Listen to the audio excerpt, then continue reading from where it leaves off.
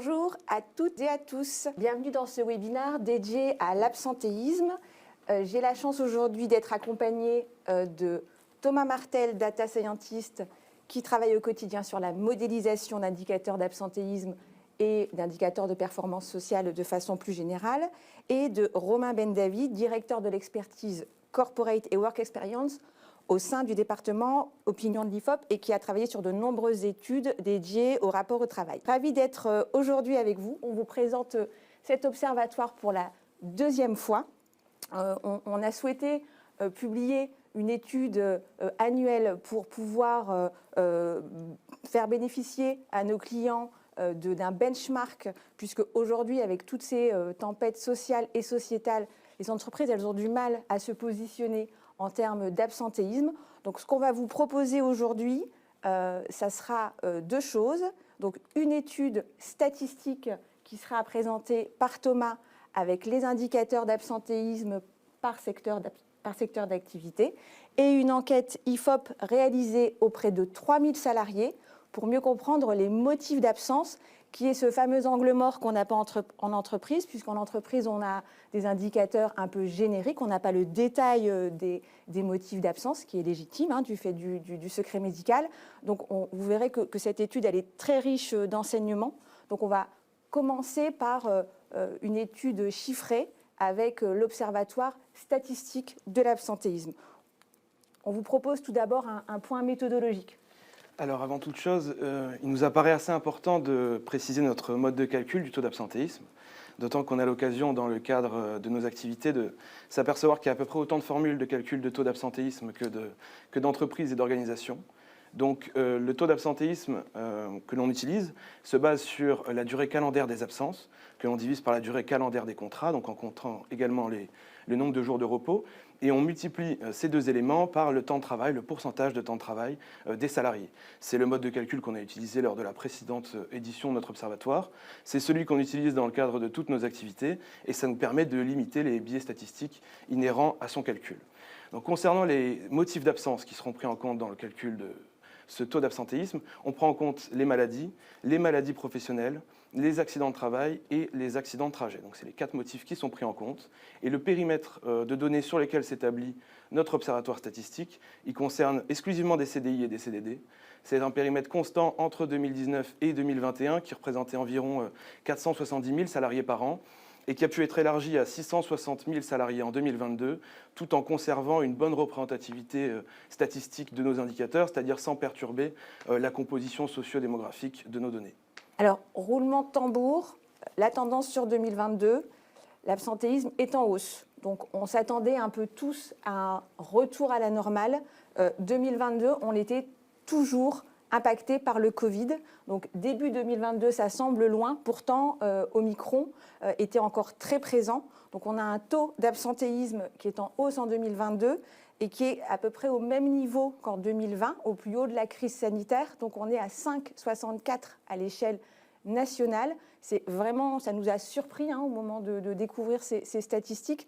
On avait des premiers signaux dans le cadre de nos accompagnements auprès d'entreprises, mais on a vu que là, la tendance, elle était générale et on verra plus tard qu'elle touche tous les secteurs d'activité.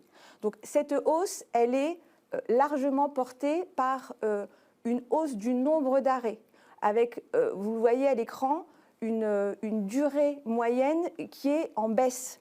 On a beaucoup plus d'arrêts, mais des arrêts plus courts. Donc, on voit bien là que c'est vraiment le variant Omicron en début d'année qui a impacté le taux d'absentéisme global. Et d'ailleurs, quand on a regardé la saisonnalité de l'absentéisme sur l'année, on a vu que le pic d'absence était vraiment situé sur le pic Omicron de début 2022. Donc, ça a vraiment été, je pense, aujourd'hui, ça a été une surprise pour nous. Je pense que ça l'est pour les gens qui nous écoutent également. Mais on est encore en 2022, on n'est pas sorti de la crise Covid en matière d'absence, en tout cas. Et on est sur, on le verra, deux tendances. Une tendance qui est l'impact Omicron et une autre tendance de fond qui est pour le coup un peu plus inquiétante, avec tout de même une continuité dans la hausse des arrêts longs.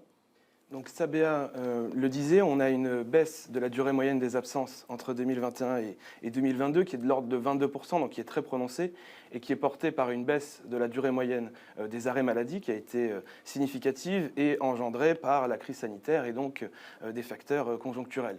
Et c'est quelque chose de très important, comme le disait Sabéa dans notre observatoire statistique, c'est qu'on a d'une part une dynamique d'évolution récente qui est très portée donc entre 2021 et 2022 par des facteurs conjoncturels, et de l'autre, une dynamique plus profonde qui s'établit déjà entre 2019 et 2022 et qui se matérialise ici par un allongement de la durée moyenne des arrêts pour tous les autres motifs que les arrêts maladie. Donc on avait cette tendance-là qui avait déjà fait l'objet d'un focus à part entière lors de notre précédent observatoire et qui tend à se poursuivre et à se maintenir en dépit des facteurs conjoncturels dont je parlais précédemment. Donc la hausse mesurée dans le taux d'absentéisme entre 2021 et 2022, elle se concentre essentiellement dans les arrêts de 4 à 9 jours, dont la contribution au taux d'absentéisme global a plus que doublé. Les arrêts de longue durée demeurent toujours les plus gros contributeurs au taux d'absentéisme, mais leur contribution reste plutôt stable avec une très légère hausse. Le taux d'absentéisme lié aux arrêts de plus de 90 jours continue d'augmenter.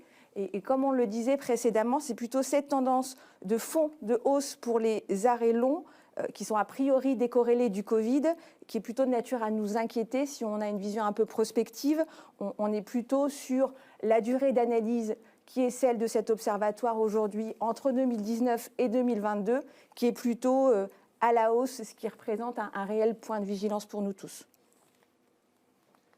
Et donc si on s'intéresse à l'évolution de l'absentéisme par type de contrat, on se rend compte que la dynamique haussière de l'absentéisme entre 2021 et 2022, elle est présente chez les CDD comme chez les CDI, plus présente toutefois chez les CDD, et là ça rejoint une dynamique d'évolution sur le plus long terme entre 2019 et 2022, où on s'est aperçu également que l'absentéisme a plus progressé chez les CDD, avec une hausse de 37,2%, que chez les CDI, avec une hausse de 17,6%.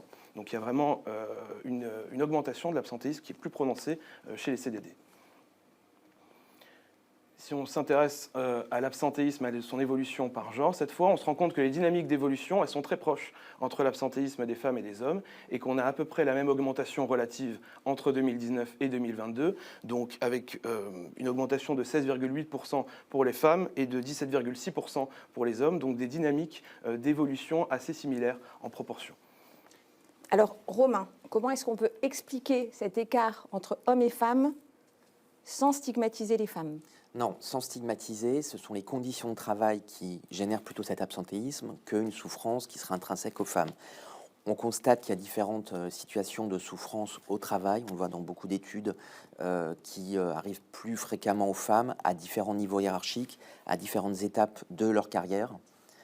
Ça peut être par exemple, c'est surtout l'équilibre, la difficulté de concilier équilibre vie privée, vie professionnelle, soit quand il y a des enfants, soit quand elles sont en situation d'aidant, où les femmes sont plus fréquemment dans ce type de situation.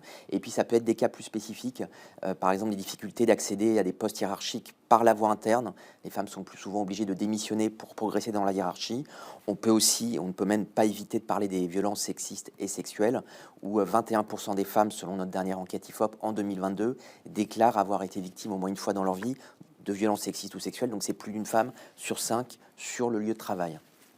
On le verra aussi tout à l'heure, dans les motifs d'absence de 2022, le Covid est encore présent, avec aussi une part importante des absences Covid pour garde d'enfants. Et on sait tous que les absences pour garde d'enfants, elles impactent plus les femmes que les hommes. Donc je pense que sur ce taux 2022, ce n'est pas neutre. Donc, si on s'intéresse à l'évolution de l'absentéisme, cette fois par secteur d'activité, donc avec nos 9 secteurs d'activité qui sont présentés ici, on s'aperçoit que la hausse de l'absentéisme entre 2021 et 2022, elle est généralisée à l'ensemble de ces secteurs.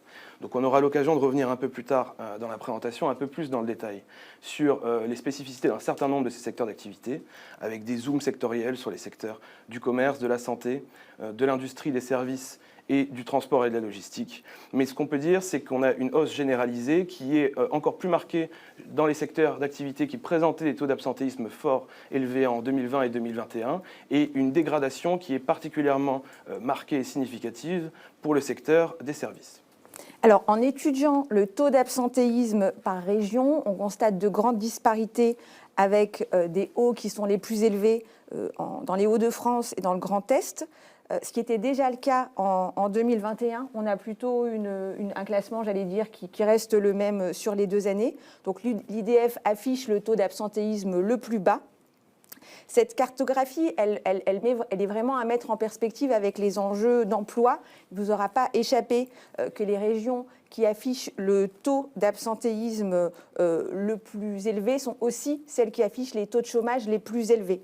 Concrètement, les salariés d'Île-de-France disposent d'une capacité à rebondir plus importante, donc ils s'installent moins dans l'arrêt de longue durée. Donc on a vraiment encore une fois ce parallèle entre employabilité et absentéisme. Je crois que Romain, tu as eu l'occasion d'analyser ces disparités entre les salariés d'Île-de-France et les autres. Oui, ce qui est important là, c'est de sortir un peu du contexte de l'enquête. Pour parler d'Île-de-France, c'est la région des contrastes, c'est la région où il y a le plus d'inégalités. On a à la fois les populations les plus aisées et puis celles qui sont le plus dans la précarité. Si on voulait faire un parallèle avec ce qui se passe dans le monde, l'Île-de-France, c'est un peu une grande ville-monde, comme ce qu'on peut voir à Rio ou à New York. Et ça se traduit, quand on revient sur notre sujet, par des contrastes très élevés. C'est par exemple la région où il y a le plus de recours au télétravail, puisqu'il y a une très forte concentration de cadres en Île-de-France. Mais c'est aussi la région où le temps de trajet pour se rendre à son travail est le plus long. Donc on a bien les 2 extrêmes, ce qui rend les analyses un peu plus compliquées et contrastées, et la difficulté d'analyser l'Île-de-France d'un seul bloc. Avec une proportion de cadres aussi beaucoup plus élevée. Et c'est aussi important quand on analyse l'absentéisme de bien comparer ce qui est comparable. On a une proportion de cadres qui sont ceux qui affichent les taux d'absentéisme les plus bas, beaucoup plus importantes en Île-de-France qu'ailleurs. Sur l'influence du statut conventionnel sur l'absentéisme, justement, donc on s'aperçoit que la hausse de l'absentéisme entre 2021 et 2022, elle est généralisée à l'ensemble des statuts conventionnels. On avait eu une baisse très marquée de l'absentéisme des cadres en 2021 et il y a eu un rebond en 2022, avec une hausse relative qui est assez significative de l'absentéisme des cadres. Et si on s'intéresse à des dynamiques d'évolution plus longues, entre 2019 et 2022, c'est l'absentéisme des ouvriers qui a le plus augmenté, avec une hausse de 30,9%, suivi ensuite par l'absentéisme des employés administratifs, des professions intermédiaires et enfin des cadres avec une hausse de 8,6%. Alors, si l'absentéisme des non-cadres a plus augmenté ces 4 dernières années, comme nous le disions précédemment, la dynamique d'évolution récente entre 2021 et 2022 est différente, avec une hausse de 20,9% pour les cadres et une hausse de 14,1% pour les non-cadres. Donc, évidemment, le taux d'absentéisme est historiquement plus élevé chez les non-cadres, mais on voit que là, il y a une accélération de l'augmentation de l'absentéisme des cadres. Donc, cet absentéisme, cette augmentation de l'absentéisme des cadres résulte aussi d'une proportion du nombre de salariés ayant été absents beaucoup plus importante. En 2022, on en revient au Omicron, où les gens, entre guillemets, qui n'étaient jamais absents précédemment, l'ont potentiellement été en 2022. Mais c'est vrai que c'est aussi un peu une tendance de fond qu'on constate sur ces dernières années. On refera le point en parlant des enjeux de risques psychosociaux qui impactent plus les cadres, mais on a quand même une tendance de hausse chez les cadres qui est assez généralisée. On s'est intéressé ensuite à l'évolution de l'absentéisme par catégorie d'âge. Et cette fois encore, toutes les catégories d'âge ont été impactées par la hausse de l'absentéisme entre 2021 et 2022. Néanmoins, on se rend compte d'une dynamique assez différenciée en fonction de l'âge. C'est-à-dire que seuls les moins de 25 ans et les 25-34 ans présentent des niveaux d'absence qui sont plus élevés qu'en 2020. Et donc c'était une tendance qu'on avait déjà identifiée dans notre observatoire l'an passé, cet absentéisme des moins de 35 ans qui tend à croître plus rapidement que l'absentéisme des plus de 35 ans. Et en tout cas, tous les indicateurs convergent vers cela en 2022, vers une poursuite de cette tendance et de cet absentéisme qui se dégrade plus rapidement et qui est encore plus marqué si on analyse l'ensemble des 4 années qui sont présentées ici, pour les moins de 35 ans par rapport aux plus de 35 ans. Donc c'était encore une fois déjà un petit point de vigilance l'année dernière, la hausse de l'absentéisme des jeunes. Donc on a encore une fois plutôt un absentéisme plus élevé chez les seniors, mais une hausse qui est plus marquée chez les jeunes. On est en 2023, on est en plein contexte de réforme des retraites, on ne peut pas ne pas en parler, l'absentéisme des seniors. Donc ce qu'on a fait là, c'était une photographie des personnes de plus de 62 ans qui sont encore en emploi aujourd'hui. Donc évidemment, il y a un biais de surreprésentation des métiers les moins pénibles, puisque si quelqu'un décide de continuer de travailler aujourd'hui après l'âge pivot, c'est qu'il peut le faire et que son état de santé lui permet de le faire. Ce qui est intéressant de constater sur cette photographie, c'est la part des cadres qui est de 40%, avec demain potentiellement un âge pivot à 64 ans.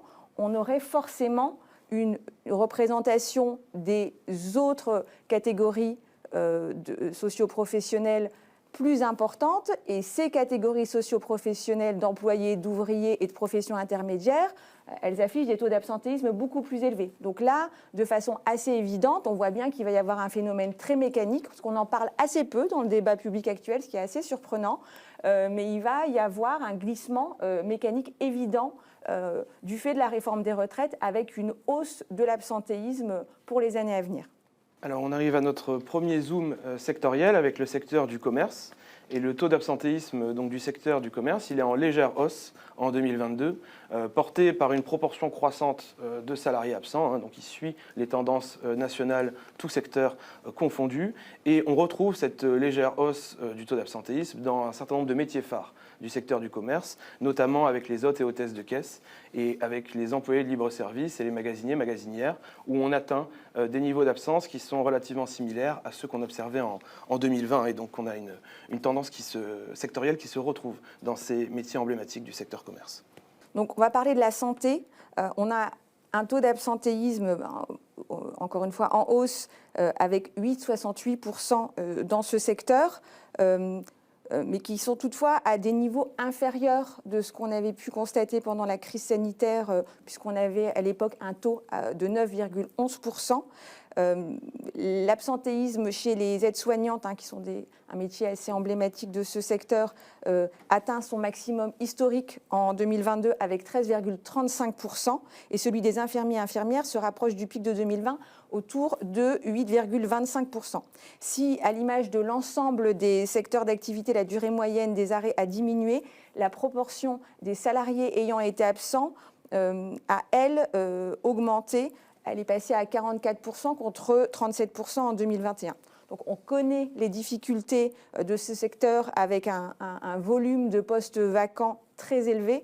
L'absentéisme complexifie évidemment la gestion des effectifs dans le secteur de la santé.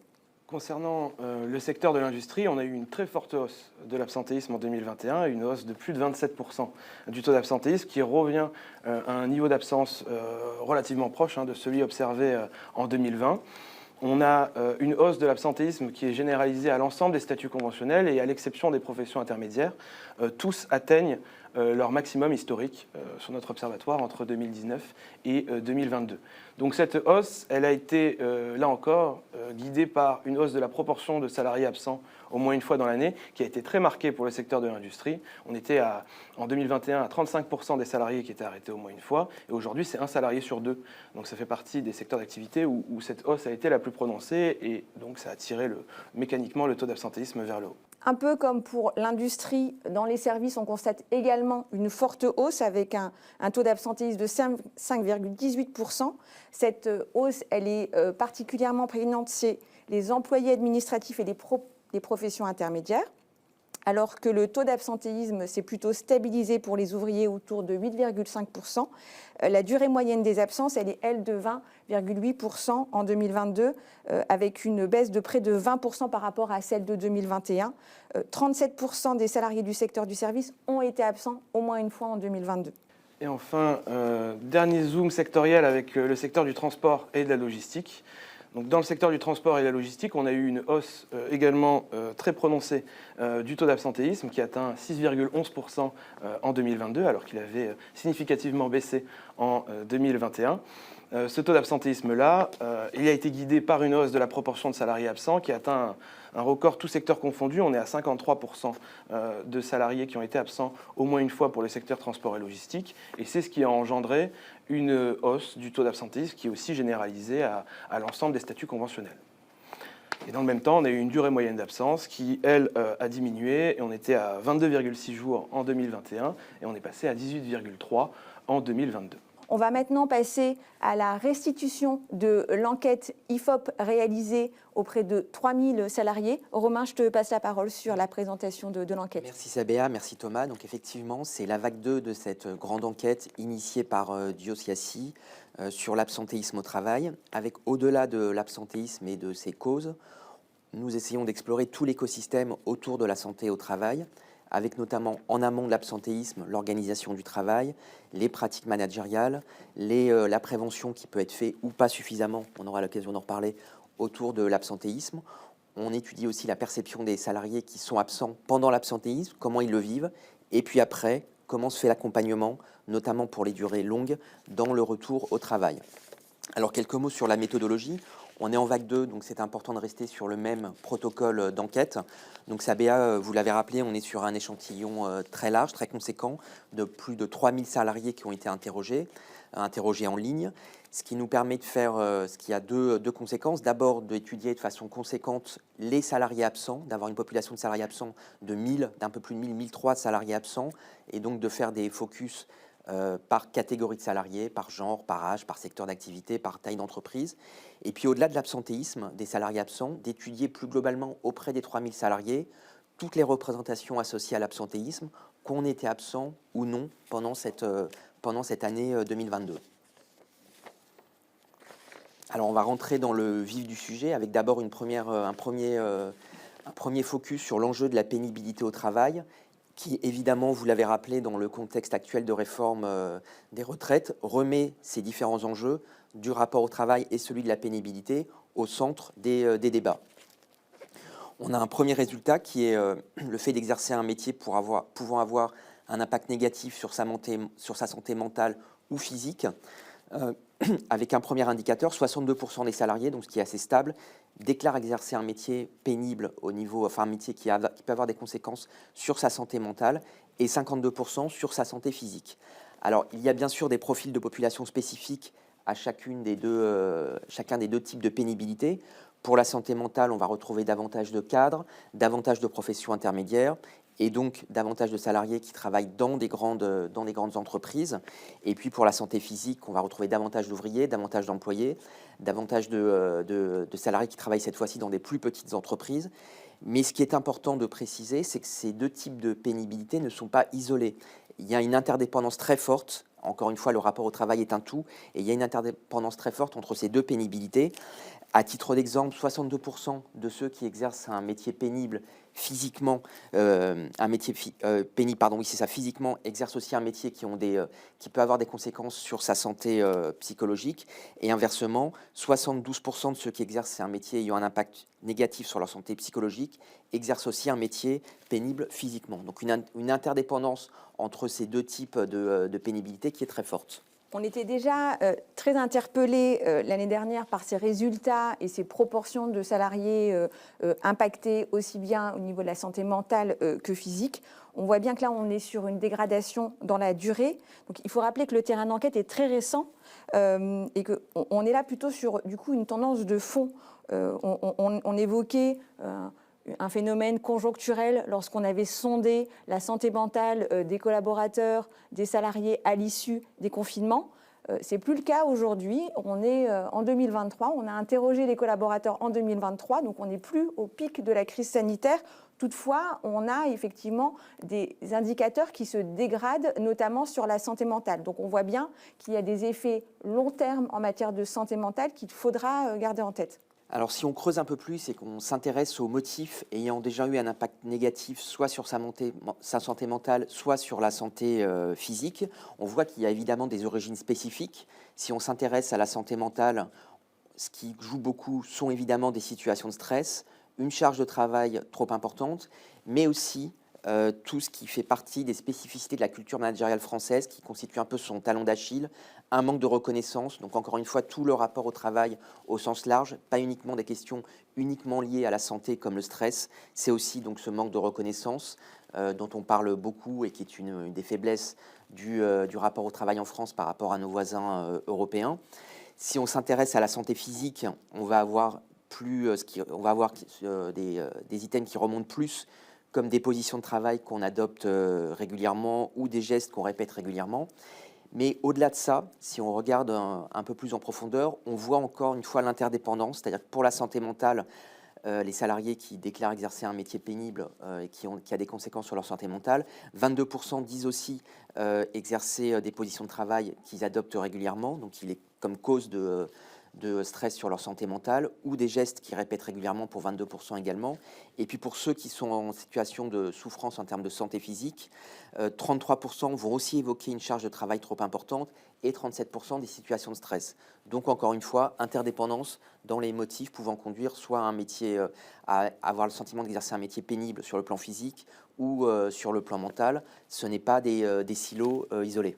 Ces résultats, ils sont effectivement particulièrement intéressants parce que les enjeux de santé mentale et de santé physique sont souvent traités en silo en entreprise. On a d'un côté la prévention des risques psychosociaux, de l'autre une approche plutôt dédiée à l'ergonomie des postes, avec parfois des interlocuteurs dédiés qui sont différents dans les entreprises.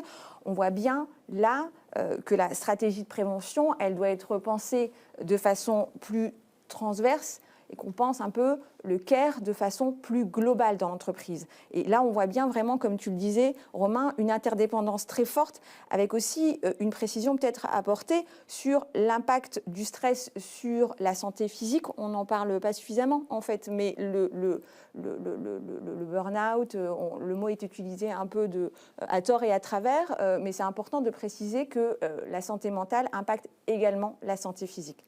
Alors on a ici un focus sur les causes de la charge de travail trop importante, donc qu'on soit dans un métier pénible physiquement ou pour sa santé mentale. On a demandé aux personnes concernées quelles étaient les causes de cette charge de travail trop importante. Ce qui est intéressant d'observer, c'est qu'on a une hiérarchie assez claire qui se dessine entre ce qui concerne surtout l'organisation managériale et ce qui concerne beaucoup moins les managers eux-mêmes.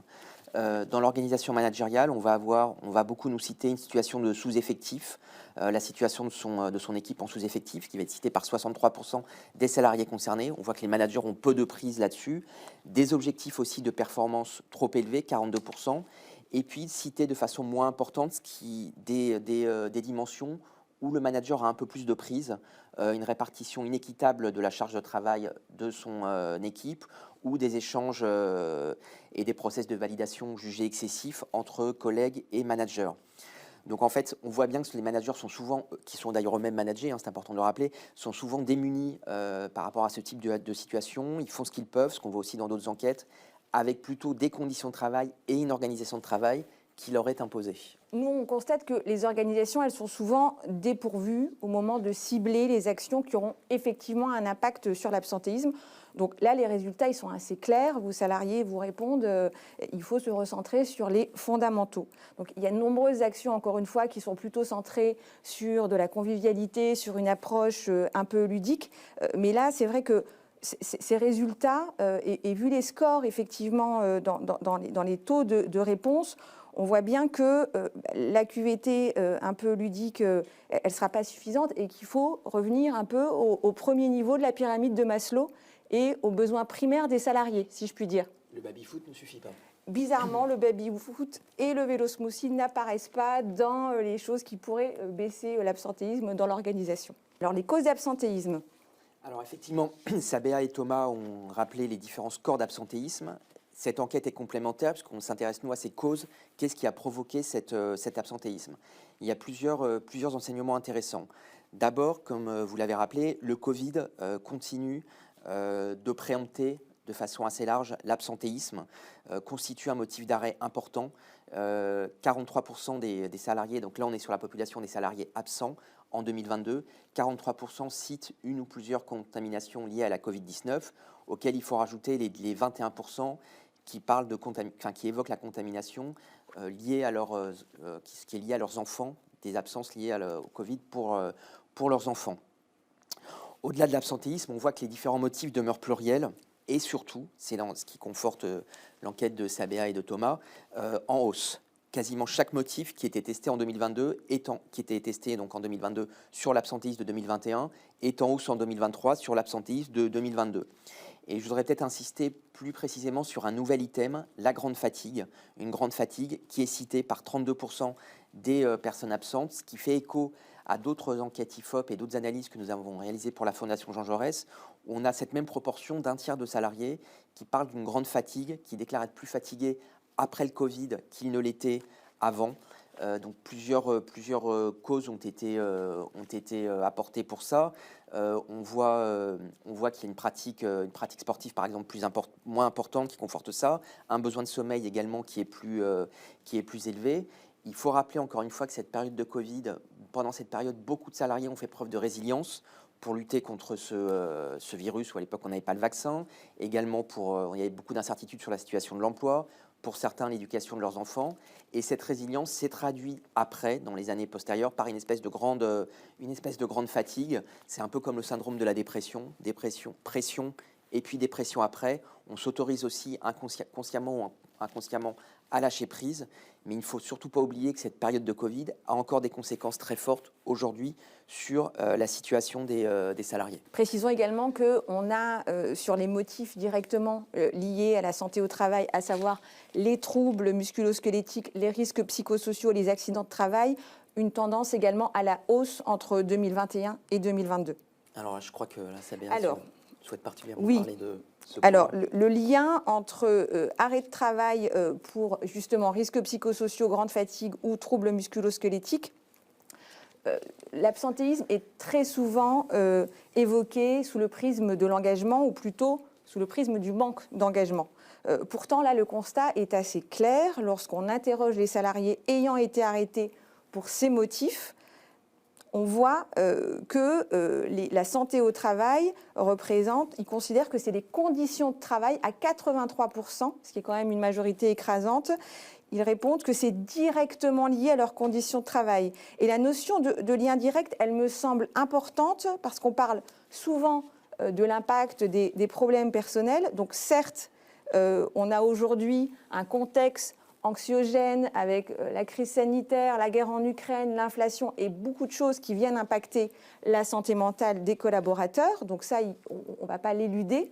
Mais c'est important de recentrer le débat autour de la santé au travail, puisque quand on leur pose la question du motif de leur arrêt, ils nous répondent à 83% que c'est lié aux conditions de travail. Et on a bien la confirmation que ces enjeux dépassent effectivement le cadre de la santé stricto sensu et dépendent aussi beaucoup de l'ensemble de l'écosystème du travail. Encore une fois, tout est lié dans l'évolution du rapport au travail et on fonctionne un peu en puzzle, c'est-à-dire que quand on s'intéresse à une dimension, il faut toujours regarder ce qu'il y a derrière et tout l'écosystème de l'organisation du travail. Alors, on va s'intéresser maintenant à ce qui se passe pendant l'absentéisme. Donc, on est encore une fois auprès de la population des salariés arrêtés au moins un jour en 2022 et on leur demande s'ils ont pensé à différentes situations pendant l'arrêt de travail. Et on a ici une slide très intéressante parce qu'elle bouscule pas mal d'idées reçues, notamment par rapport à un absentéisme dit de complaisance qu'on peut lire parfois, qu'on peut voir dans les médias. Ce qu'on voit ici, c'est que le fait d'être en arrêt de travail, au contraire, décuple les pensées anxiogènes liées au travail et que l'absentéisme n'est pas du tout vécu sereinement par la plupart des salariés qui sont absents. 69% nous disent par exemple que pendant qu'ils sont absents, ça leur arrive de penser au fait que cet absentéisme va compliquer l'organisation du travail de leurs collègues et de leurs managers. 61% que ça va les pénaliser en matière de rémunération. 59% que ça va générer une surcharge de travail pour eux à leur retour. Donc l'absentéisme, c'est d'abord un stress pour soi. C'est quelque chose qui est mal vécu.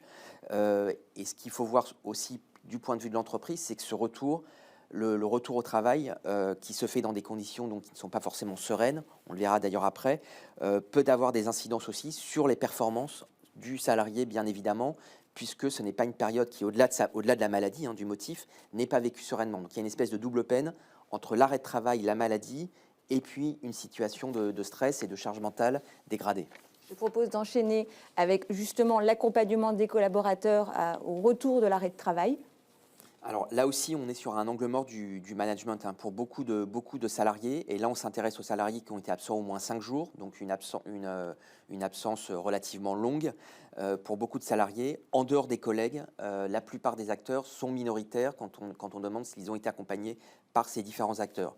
Que ce soit le supérieur hiérarchique, seulement cité par 40%, la médecine du travail, 33%, sachant que 20% des salariés ne sont pas concernés, puisqu'on interroge des salariés de toute taille d'entreprise, mais en minorité quand même relative, majorité relative, qui déclare avoir été accompagnés par la médecine du travail, leur direction, et puis la direction des ressources humaines, ce qui fait écho à d'autres enquêtes que l'on mène, d'autres climats internes que l'on mène auprès de in situ dans différentes entreprises, où on voit que la direction des ressources humaines est souvent peu citée, peu visible dans le retour au travail. Ce point-là, en fait, confirme les craintes du salarié quelque part, puisqu'on voit qu'au retour, il n'y a pas vraiment d'accompagnement. Ce qui est surtout dommage quand on s'intéresse aux supérieurs hiérarchiques directs, aux managers, puisque les relations sont globalement jugées bonnes entre les salariés et les supérieurs hiérarchiques. Mais là, on est sur un angle mort du management. Et quand on parle justement, quand Sabéa, tu parles de QVT au travail, quand on s'interroge beaucoup sur un sujet à la mode qui est la façon de répondre, comment faciliter le bien-être des salariés au travail. Ici, on en a un exemple concret. Faciliter le bien-être au travail, c'est d'abord accompagner les salariés quand ils reviennent en situation de travail. Alors, une petite pensée pour les nombreux DRH qui nous écoutent, qui sont parfois maltraités dans ces enquêtes. Alors, nous, on l'a analysé de 2 manières. Il y a potentiellement des actions moins visibles en 2023 qu'en 2022, au moment de la crise sanitaire, où les actions des équipes RH sur la mise à disposition de gel hydroalcoolique, sur plein de choses, sur la mise en place du télétravail, c'est-à-dire que c'était vraiment palpable et visible. Ça l'est peut-être moins aujourd'hui. Nous, on le voit bien, on travaille sur des enjeux de protection sociale. On voit bien que les équipes RH en coulisses, elles travaillent beaucoup sur l'aide au retour à l'emploi. Il y a effectivement, je pense, là aussi un biais de perception et de visibilité des actions. Rappelons que depuis la loi santé 2021, il y a la prévention de la désinsertion professionnelle qui est inscrite dans le droit du travail. Donc il y a aujourd'hui une obligation de l'employeur d'accompagner les collaborateurs. Cette loi santé de 2021, elle avait aussi vocation à ramener la médecine du travail un peu plus dans l'entreprise. Bon, le compte n'y est pas encore, visiblement, mais on est effectivement sur des scores de 33% pour la médecine du travail, ce qui est un objectif. L'objectif, c'est évidemment de donner plus de place, puisque dans l'accompagnement des arrêts longs, la médecine du travail doit, devenir un interlocuteur privilégié. Alors c'est important que tu rappelles effectivement qu'on est sur une enquête de perception. Donc il y a forcément des décalages entre la subjectivité du salarié interrogé, mais qui lui répond sincèrement, et ce qui se passe objectivement dans les entreprises. Mais ce qui compte aussi, c'est de mesurer ce décalage entre les actions menées, alors qui sont certes beaucoup menées, mais peut-être pas du point de vue des salariés suffisamment individuellement, et un accompagnement qui correspond suffisamment à chacun, ce qui n'est évidemment pas très facile ni forcément possible, mais ce décalage est intéressant à prendre en compte. Alors une question plus spécifique sur l'expérience de collègues en situation de souffrance au cours de sa carrière. Donc cette question est posée à l'ensemble de l'échantillon, aux 3000 personnes interrogées. Là, le constat est aussi assez important, c'est-à-dire que 72% des salariés nous disent avoir déjà été en contact avec des collègues en situation de souffrance au travail. Alors c'est un score qui peut être plus fort ou plus faible selon différentes catégories de salariés. Il est plus élevé chez les femmes.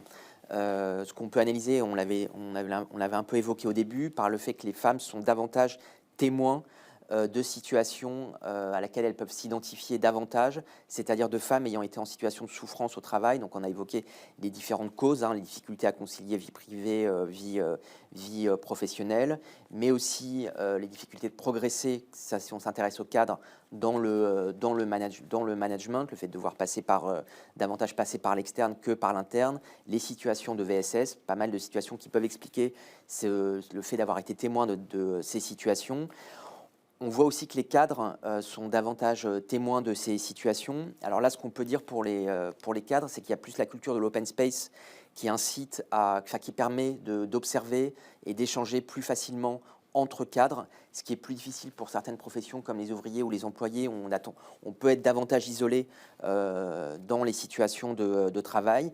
Et puis chez les cadres, beaucoup exercent un métier où la communication directe, la communication orale est très importante. Donc c'est aussi plus facile, il y a une aisance plus forte à exprimer ce type de sujet et à moins les intérioriser. On a aussi un score qui est particulièrement élevé pour les managers de plus de 5 personnes. Donc, de façon assez automatique, ils sont, de par leur fonction, amenés à constater plus de situations.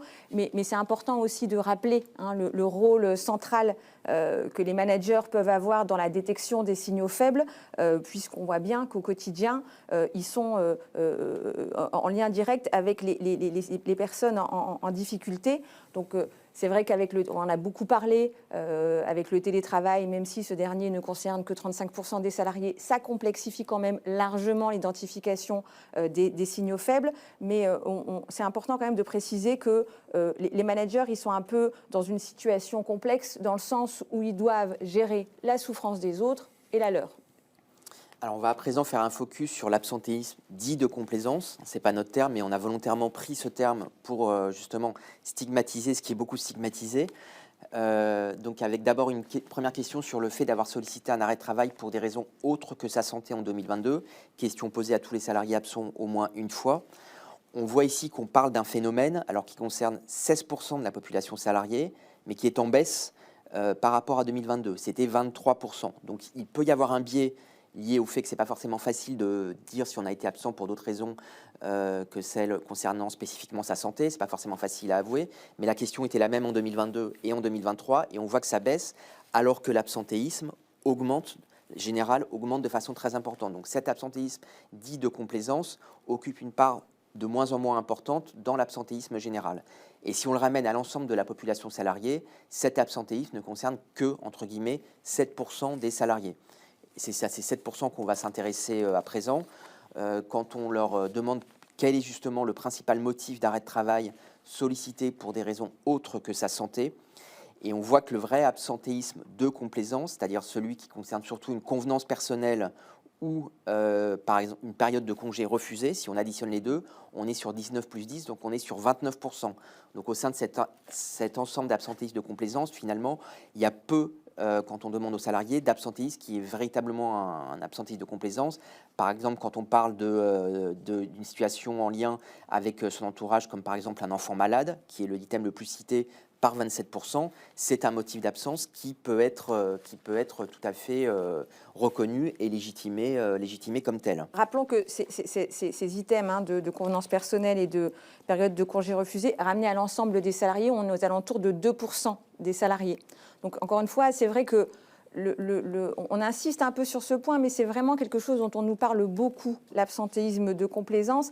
Et encore une fois, il nous semble que toute cette énergie qu'on met dans la lutte contre l'absentéisme de complaisance, on ne la met pas forcément ailleurs. Et ces taux, ils sont aussi cohérents par rapport à ce qu'on constate dans le cadre de contrôles médicaux, où on a plutôt des taux de fraude constatée qui sont aux alentours qui sont dans les mêmes valeurs. Donc c'est vraiment ces chiffres-là, ils nous poussent quand même à réfléchir à un vrai virage, éventuellement à sortir d'une culture de la suspicion pour entrer dans une culture de la prévention. Alors on va en avoir la confirmation ici, quand on demande aux salariés, donc là on s'intéresse maintenant plus spécifiquement à la prévention, est-ce que aux personnes qui ont été absentes donc au moins un jour, est-ce que cette dernière absence aurait pu être évitée? Et là le constat est assez net pour la plupart des salariés absents. Si différentes actions avaient été menées en amont, à leurs yeux, cet absentéisme aurait pu être évité, ce qui là nous donne quelque part un plébiscite pour la prévention, sans même poser la question de l'utilité ou de l'intérêt de la prévention. On a 73% par exemple des salariés qui ont été absents au moins un jour qui nous disent que la mise en place sur le lieu de travail d'actions de prévention en lien avec leur santé physique ou psychologique aurait permis d'éviter cette absence. Ou 70% si on sort même de la prévention directe en tout cas, qu'une plus grande souplesse dans l'organisation du temps de travail, on en revient à l'organisation, aurait permis d'éviter cette absence. 70% également une plus grande facilité à évoquer ces sujets de santé physique ou psychologique sur leur lieu de travail. Donc en fait, on a bien ici la preuve qu'une meilleure organisation du travail, des notions d'écoute, de dialogue, donc qui ne sont pas forcément des actions les plus coûteuses, mais qui sont davantage liées à la pratique managériale, auraient permis d'éviter l'absentéisme. Et on a quelque part un peu en filigrane l'idée qu'aux yeux de beaucoup de salariés, l'absentéisme est encore quelque chose de tabou. On voit que c'est difficile d'en parler avant, on voit que pendant la période d'absence, c'est mal vécu, on voit qu'après, l'accompagnement, encore une fois, aux yeux des salariés, ne se réalise pas dans les meilleures conditions. Il y a une difficulté à aborder frontalement cette question de l'absentéisme. Alors, on a vu tout à l'heure, quand on a abordé les motifs, que ce qui venait, j'allais dire, en pole position des réponses, on avait la question des sous-effectifs, la question des objectifs de performance économique qui étaient trop élevés. Donc, on entend bien qu'il y a des sujets sur lesquels vous n'avez pas la main potentiellement en tant que DRH. Il y a des contraintes financières et budgétaires sur lesquelles on ne peut pas faire grand-chose. Là, ce qui est intéressant, c'est qu'on est plutôt sur des sujets où justement la direction des ressources humaines a plutôt la main. Et là, on a quand même des scores, encore une fois. C'est intéressant d'avoir ce plébiscite autour d'actions autour de l'organisation du travail. On en revient aux fondamentaux, aux conditions de travail.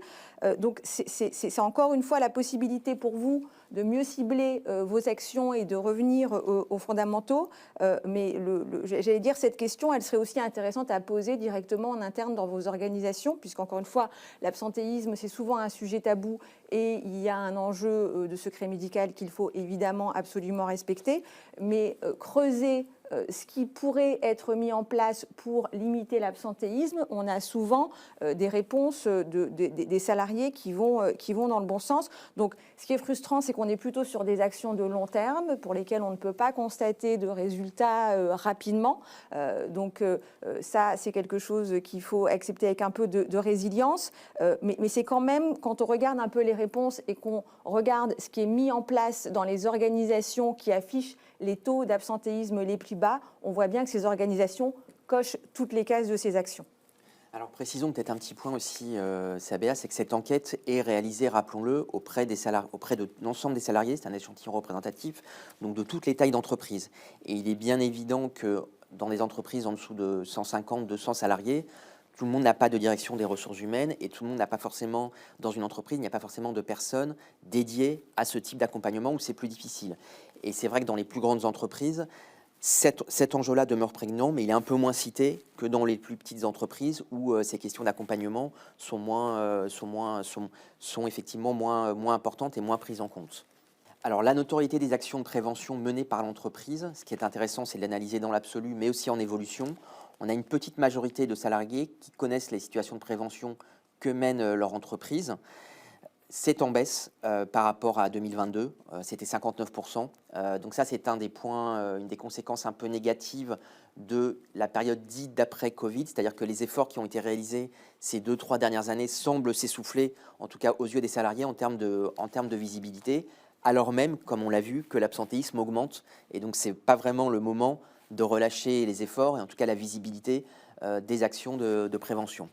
C'est un peu le paradoxe qu'on constate. Il y a effectivement là un enjeu de communication qui est très fort et on voit bien que tous ces outils digitaux dont on dispose en entreprise parfois font que les messages ne parviennent pas vraiment. Entre toutes les notifications de mails, les groupes WhatsApp, les Teams et tout ce qu'on fait. Il y a un moment donné, les informations un peu essentielles, elles ne parviennent pas forcément, elles ne sont pas forcément lues. Donc nous, on voit bien que la communication en entreprise, les services de communication sont très actifs, mais il y a un sujet là de hiérarchiser les informations et on voit que ce tout digital parfois nous prive un peu de prioriser les messages qu'on souhaite pousser aux salariés. Et pourtant, à titre individuel, quand on pose la question de l'intérêt pour différents accompagnements en matière de santé, non seulement on est sur des scores élevés, mais on est sur des scores en hausse. Donc quelque part, il y a une baisse de la visibilité des actions de prévention, mais il y a une hausse de l'intérêt pour ces différentes actions de prévention. Alors, ces différents types d'actions de prévention. La prévention des troubles musculo-squelettiques, donc les TMS, 71% des salariés seraient intéressés, si leur entreprise leur proposait de bénéficier d'un accompagnement personnalisé par des professionnels de santé. C'était 65% en 2022. La gestion du stress, si on s'intéresse plutôt là aux populations de cadres, encore qu'on a vu que ce n'était pas que les cadres, 67% contre 59% en 2022. Des conseils sur le sommeil, alors qu'on rentre un peu plus dans la vie privée, 56% contre 51%. Donc là, on est vraiment aussi sur ce nouveau rapport au travail qui fait que dans la mesure où les frontières entre vie privée et vie professionnelle sont plus poreuses, une des contreparties, c'est aussi beaucoup de salariés sont plus ouverts à des conseils de santé qui ne concernent pas que le cadre de leur travail. Alors il y a bien évidemment un clivage générationnel qui est très fort. On voit que par exemple sur les conseils pour le sommeil, 62% des salariés de 18-24 ans seraient favorables à des mesures de prévention, à un accompagnement de ce type, contre une minorité des salariés de plus de 60 ans, 40%, où on est moins dans la mentalité de cette génération. Donc c'est vrai que là, encore une fois, il y a parfois une frustration entre la mise en place de ces actions et le retour sur investissement constaté. Donc il y a une petite pensée là pour nos amis directeurs financiers qui mettent aussi la pression au directeur des ressources humaines sur si on dépense de l'argent, c'est quoi le retour sur investissement. Là, évidemment que quand on met en place du conseil sur le sommeil, il ne va pas y avoir de retour sur investissement l'année suivante. Donc on est vraiment encore une fois sur des enjeux long terme. Mais comme tu le disais, il y a à la fois un large plébiscite, mais aussi une tendance à la hausse quand on regarde un peu les attentes des collaborateurs. Alors, et puis en plus, retour sur investissement en termes de baisse d'absentéisme, peut-être pas tout de suite, mais retour sur investissement, ce qui est plus difficile à mesurer sur justement le fameux bien-être et donc sur la productivité des salariés, il est plus indirect, mais je pense qu'il est aussi il peut être plus rapide. Et les analyses sur la durée nous permettent de les constater. Alors, un petit point sur la solitude des managers. Est-ce que, aux yeux des salariés, de l'ensemble des salariés, les managers sont suffisamment sensibilisés aux risques psychosociaux? On voit que pour une majorité d'entre eux, les managers ne sont pas suffisamment sensibilisés, 32%.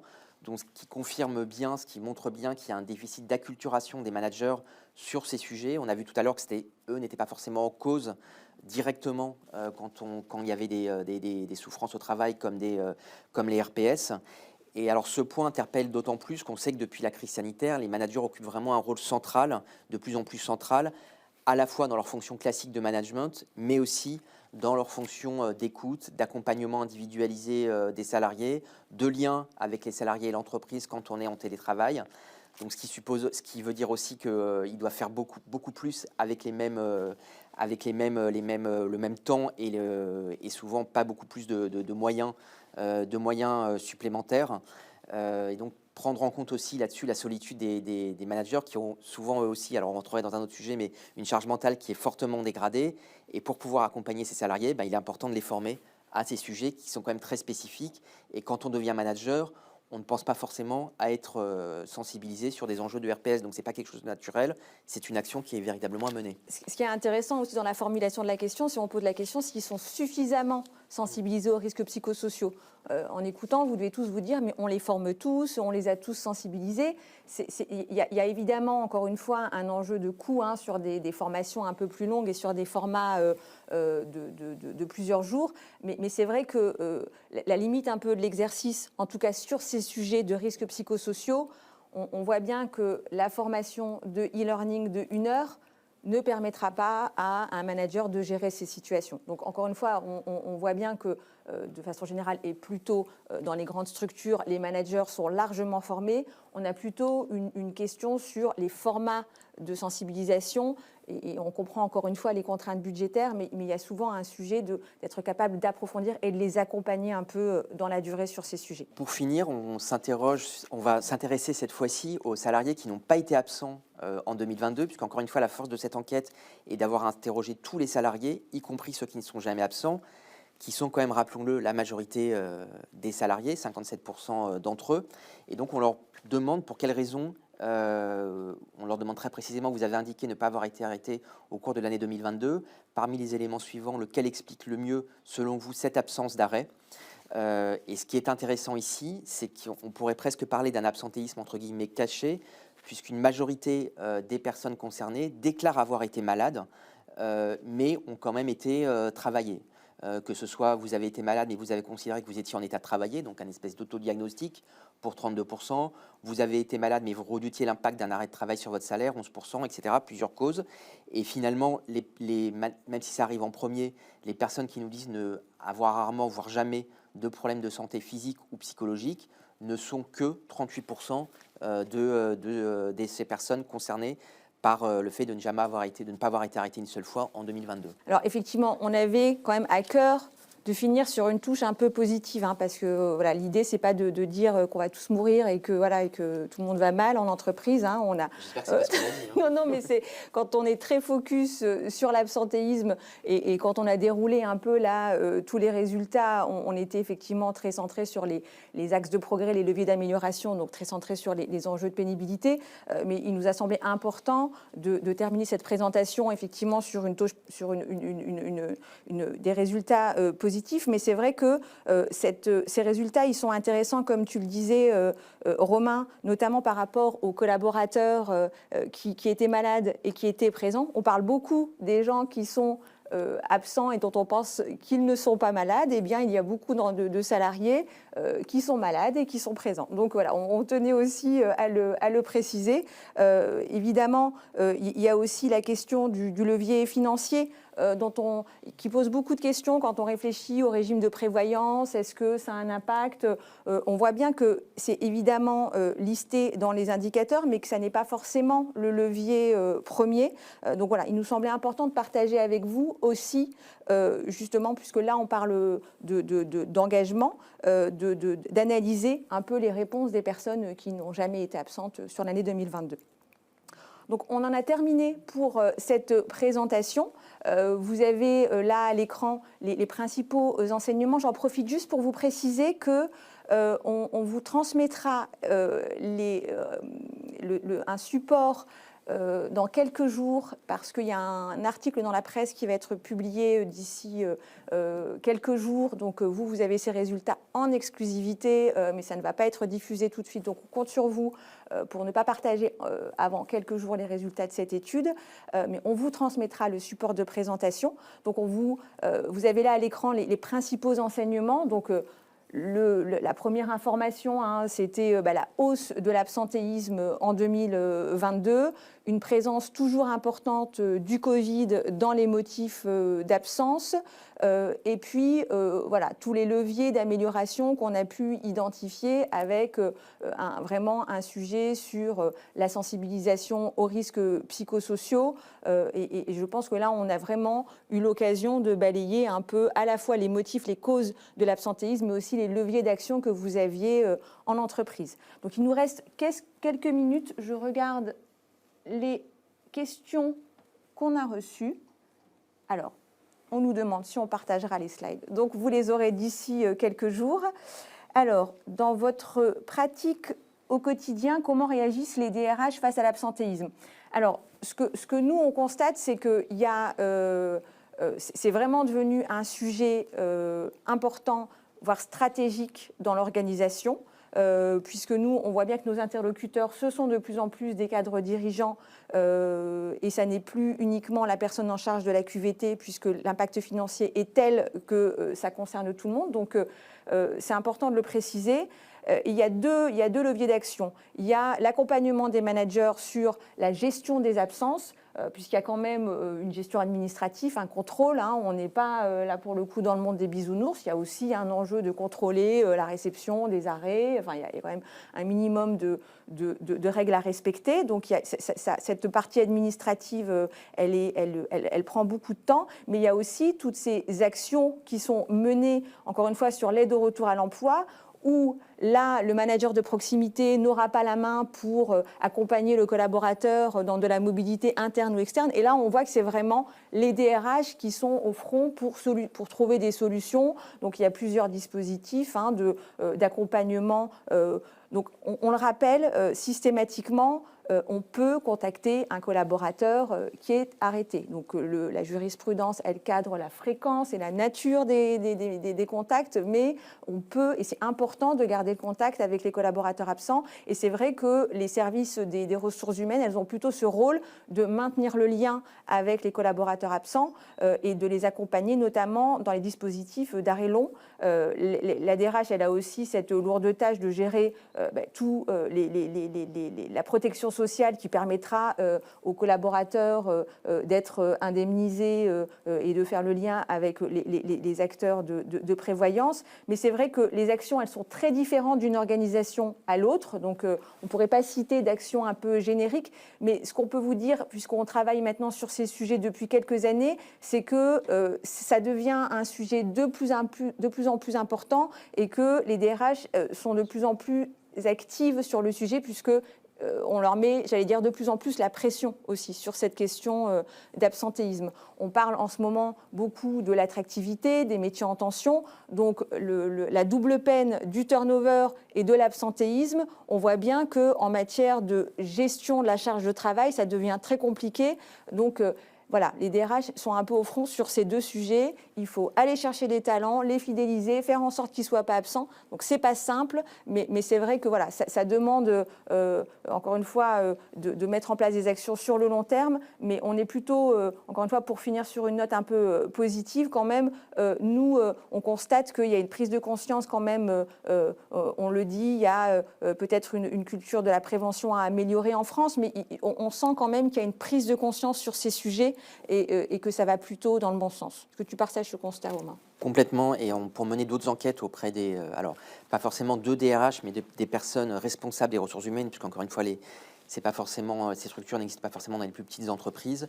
Il y a une progression par rapport à avant la crise sanitaire de la prise en compte de cet enjeu de prise en compte de santé au travail, et non seulement de cette prise en compte, mais de prise en compte comme enjeu central, et surtout de la nécessité d'accompagner les managers qui sont en première ligne sur ces questions. Alors, je prends juste une dernière question de Valérie qui constate une forte attente des salariés sur les actions de prévention. Pourtant, en pratique, côté DRH, on constate un très faible intérêt des salariés lorsqu'on souhaite les associer ou les former.